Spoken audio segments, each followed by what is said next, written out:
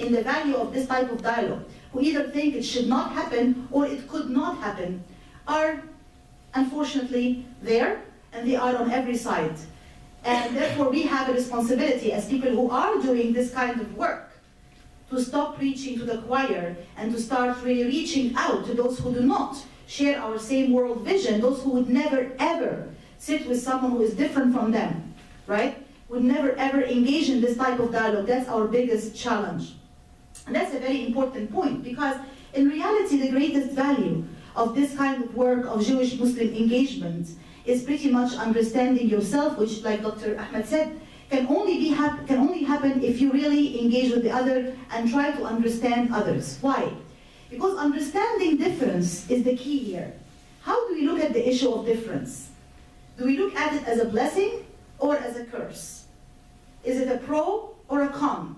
An advantage or a disadvantage? Something that we should really embrace, or something we should really be scared of and threatened when we see or feel or hear or come across? There are so many verses in the Holy Quran that actually emphasize the importance of diversity and difference, and why it is so important for our human experience. My favorite one says, if God so wished, He would have created you all into one nation, but He has created you into different nations and tribes so that you would get to know each other. And I would emphasize the word know and put it in bold and underline, because I believe that knowledge is really the key to everything. We as humans are always enemies of whatever we fear, right? And we are always afraid of things that we do not know. Anything that we are ignorant about, we become fearful of it, right? So if you're ignorant about something, then you start to be afraid of it. So knowledge here is really the key to understanding the self through understanding others. Now, how does that happen? It happens when you really try to understand that this kind of difference is meant to be. It is meant to be as a form of complementarity. If God wanted us all to be embracing one single identity, one single faith, He would have done so, but our difference is a blessing because it's meant to be a form of complementarity for each and every one of us to complement the other and to complete the other. And therefore, your whole vision of the notion of difference starts to be turned around and you say, oh, that is so interesting. I can definitely learn something from my Jewish cousin, right? Or from my Muslim cousin, or from my Christian cousin, because they can have things that complement me and complete me. There is nothing that can really put all of these great values into being more than the power of good example. We can talk all we want, and preach all we want, and lecture all we want about the importance of this kind of work. But really the key is when you put all of that into practice, and you start to show the power of good example. In other words, you embody all of these values, right? And you show them through your own actions and deeds and words and kindness and reaching out to the other. When people were asked about the Prophet, peace be upon him, Prophet Muhammad, how was he? They said he was a living Quran. He was a Quran walking on earth. What does that mean? He embodied the values, the great values of the Holy Scripture, of the Quran, in terms of kindness and mercy and gentleness, and he put all of that into practice. He did not just talk about it, he lived it. So if we can become walking Torah and walking Quran in our own actions and deeds, that's the greatest service we can ever do to our own faith traditions, and that's how we can invite others to also join our group, including those who are now agnostic or skeptical or critical or even agnostic about it.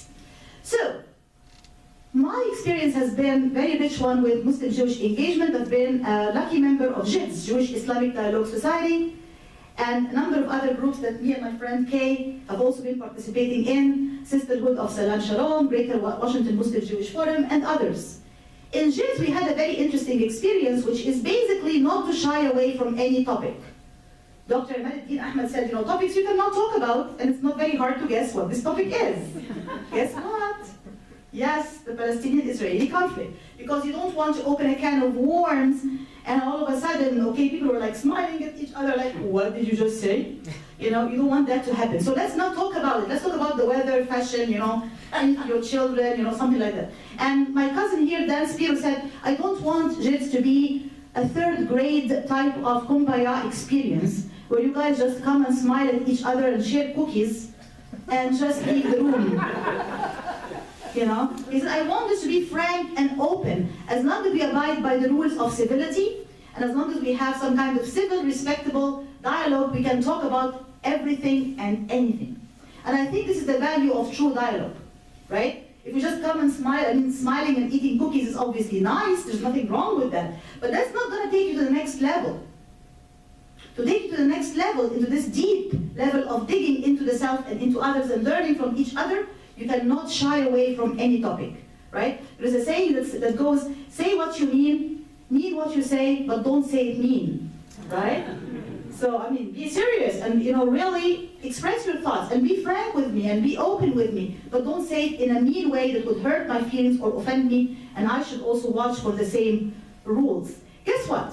In the midst of the war on Gaza, we had a JIDS dialogue session. That would be hard to believe. We had a Jewish-Islamic Dialogue Society session in the midst of the Gaza war, and some people will say, are you crazy? Are you going to hold this kind of dialogue now, at this time, out of all times? This is going to be like, basically explosions are going to happen out of the room and things like that. It did not. It was a very, very civil, very respectful, very fruitful, and very useful discussion because we were frank and open. We spoke our mind, but we did that with the rule of say what you mean what you say, but don't say it mean, and the rules of civility.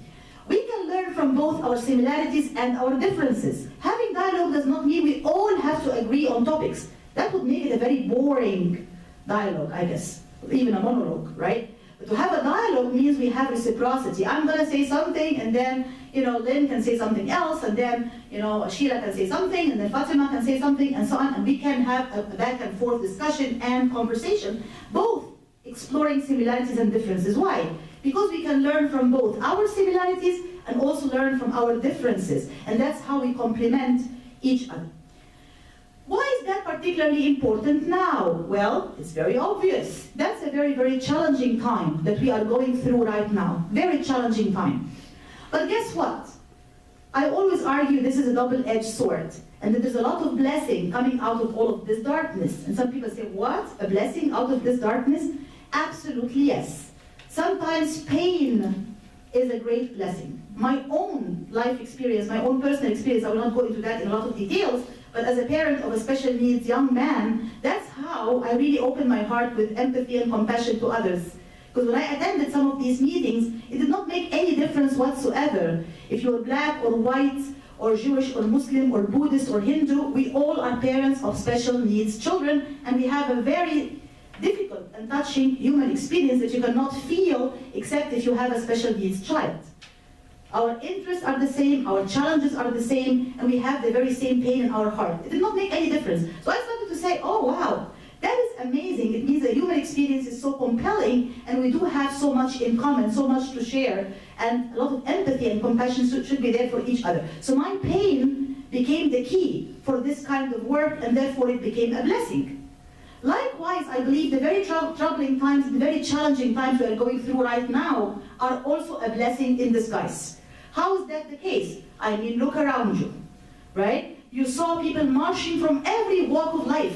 In the women's march, in the march for the travel ban, against the travel ban, against Muslims. I met Jews and Christians and blacks and whites and Hindu and Buddhists and people of no faith saying, we are standing with you. We are here because we are with you. America is for everyone. We're a society of immigrants. We will never allow this to happen to you. In the Sisterhood of Salam Shalom that myself and my friend Kay are part of and members of, we have an annual conference. Last year at the conference, there were more than 500 Muslim and Jewish women together in the same room, and there was a pledge that was made. We all pledged that no matter what your color and religion and race, ethnicity is, if I see injustice being done to you, I will speak up. I will stand up, and I will not allow this injustice to happen to you ever. And I'm going to stand with you. And a question was asked frankly, if God forbid the Muslim sisters or the Muslims in general in the US are asked to register, how many of you are willing to register as Muslims? It was unanimous. Everybody in the room stood up. And I was like really touched very much by this moment of solidarity, by this moment of unity. We saw how when the travel ban against Muslims happened, we saw all of these young lawyers sitting on the ground, right, on the floors in airports, writing petitions and helping people and all of that. I say this is really a great time for solidarity, for unity, for standing up with and for the other, and showing this kind of action, really putting your faith into action is the whole point. Putting Judaism and its beautiful values into action, putting Islam and its beautiful values into action. That's the responsibility we owe to our own beautiful faith traditions. So this is all great, but do we have obstacles and do we have challenges along the way? Absolutely yes. We do have a number of obstacles and challenges. The most important of which is ignorance, and that's the biggest enemy and the biggest challenge, in my opinion. And ignorance will lead to fear. We said that people are afraid of whatever they're ignorant about, and fear then leads to hatred. And hatred can manifest itself in a number of very serious and very damaging ways, including violence, extremism, fanaticism, or violent extremism in some cases, and many other manifestations. So how can we possibly try to combat and fight some of these dangerous enemies that we are facing and some of these challenges that we are facing? There are obviously healthy ways and unhealthy ways, right? So when the challenging times that we are facing now happened, some people decided to withdraw into their own echo chambers. They're only going to talk to people like them and just withdraw inside their own cocoons. That's not a useful strategy. There are people who got extremely depressed and decided to have crying parties. And I was invited to one of these parties. Sahar, can you come and attend? You know, we're all going to wear black and cry. It's going to be a crying party. I'm like, sorry, I don't have the time for that, honestly. You know, if it's a prayers or a talk or an event or a symposium, I can participate. But a crying party, I really don't have time. So I mean, there are a number of ways to react, right, to all of that. Some of them are healthy, some of them are not healthy. Withdrawal is not healthy. Crying parties are not helpful. Depression, isolation, having an echo chamber and just talking to people who look like you, act like you, believe like you is not helpful. The helpful way is to break outside of your echo chamber, break outside of your cocoon and say, I'm here and I'm standing with you. I'm never gonna allow it to happen that someone is gonna hide the Star of David or the yarmulke in fear, or a Muslim woman like me being afraid to walk in the street with her hijab. Not in my name. And I'm not going to allow this to happen, not in my watch and not in my name. It's only when we truly embody all of these great values of Judaism and Islam and put them into action that we can show these glamorous and marvelous positive examples and become living and walking Torah and living and walking Quran with the power of positive example and with standing up with and for each other in solidarity and unity and faith. Then and only then can we truly demolish all of these challenges and barriers and bring true hope. Thank you so much.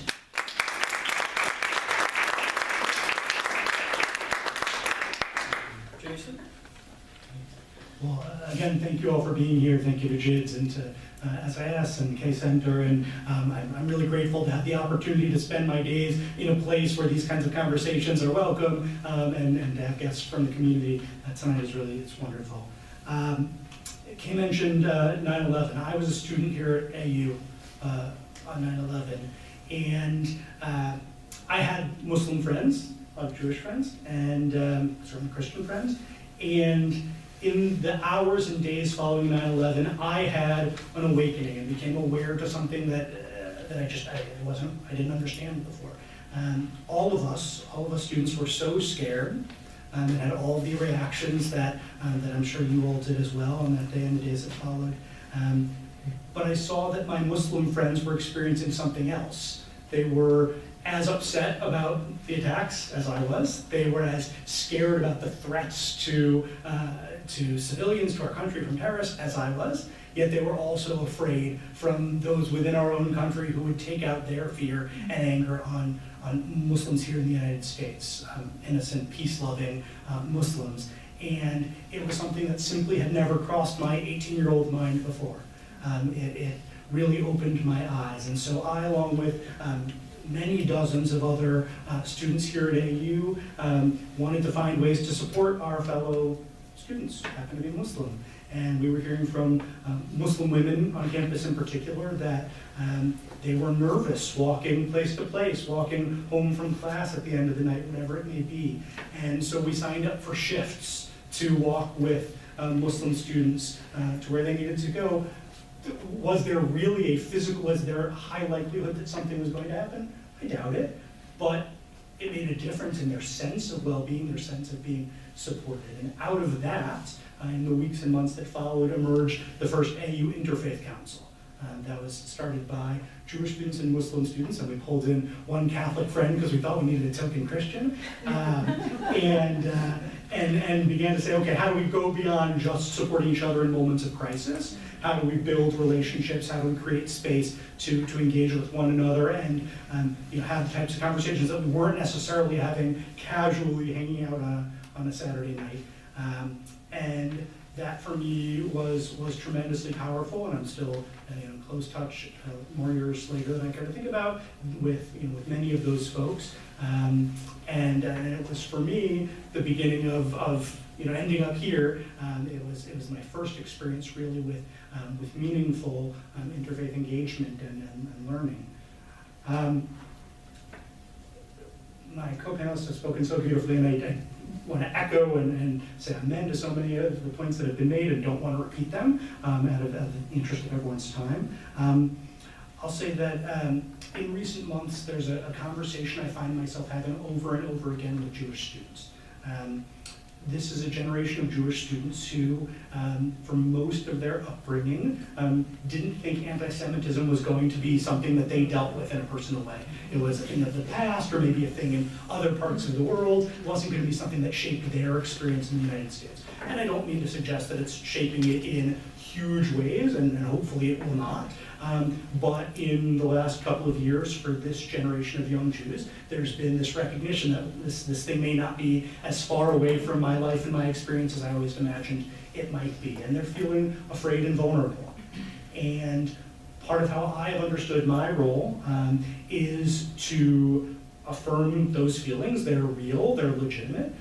But also help our Jewish students see through their own fear and through their own vulnerability and make sure that their own feelings of vulnerability don't stand as a barrier to them seeing and understanding the vulnerability that their peers are experiencing, whether they be Muslim peers, Black students, students who are immigrants, whatever it may be, that we can never allow our own fear and vulnerability to stop us from seeing the fear and vulnerability of others. And I think that that's something that many of them and many of our students of all backgrounds on campus are trying to get to. And I think on an intellectual level, they get it.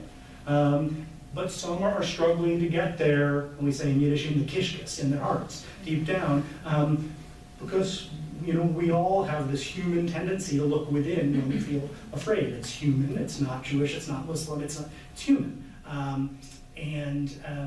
And by virtue of the fact that you're here, you're folks that I think are clearly trying to not fall into that trap, and part of what I think so many of us on campus are trying to do is help our students get to a point where they don't fall into that trap, because that's a lose-lose.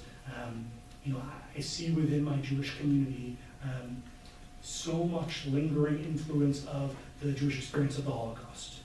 And I'm sure you all know from your own lived experiences, your conversations with others, the tremendous impact that experience, whether we were alive for it or not, has had on the psyche of Jews in America and around the world. And I think we can see, and I don't want to oversimplify, but I'm going to oversimplify, that there are some Jews who have taken the lesson from the Holocaust that we need to protect us. We need to make sure that no one else is going to watch out for us, and we've got to protect us. And there's others who can say, well, the lesson of the Holocaust is that we need to ensure that nobody is victimized, that nobody is oppressed, that nobody experiences the sort of horrors that we did. And I think there's a lot of Jews, and especially young Jews, who see validity in both of those messages and are trying to figure out how you navigate that balance, that tension, how you figure out what that looks like. And I don't have all the answers. That's my job as the Jewish chaplain, isn't to give them the answers, but hopefully to help create space for them to think about that. And I think that, as Dean mentioned, the recent political climate has led to a level of activism across differences in reaction to some of the horrible things we're seeing. I think that's surely a source of hope. But a part of what I'm trying to think about is how do we lay the groundwork to make sure that those things don't only happen in moments of crisis, that they don't only happen in the weeks after 9/11, that they don't only happen during the current administration, but that we're really building relationships and laying groundwork so that over the long term we can be partners in dealing with issues where we share views, and that we can interact and engage in the way my co-panelists have suggested when there are things that are tough and when there is disagreement. Certainly there are political issues where there's difference, and it's been alluded to, and I also think, and many of the conversations that happen aren't on the theological level, but I think there's also really important and challenging theological issues to wrestle with. I'll share that one the first times that Dean and I did an interfaith